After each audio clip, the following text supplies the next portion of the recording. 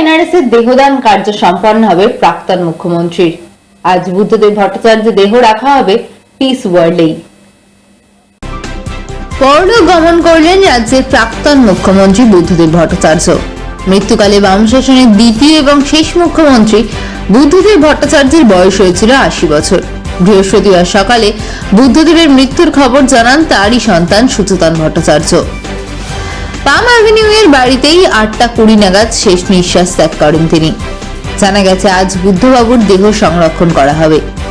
বামফ্রন্টের বহু নেতা কর্মী সমর্থকেরা সারা দেশের বিভিন্ন জায়গা থেকে আসবেন শেষবারের মতো প্রিয় বুদ্ধবাবুকে দেখতে।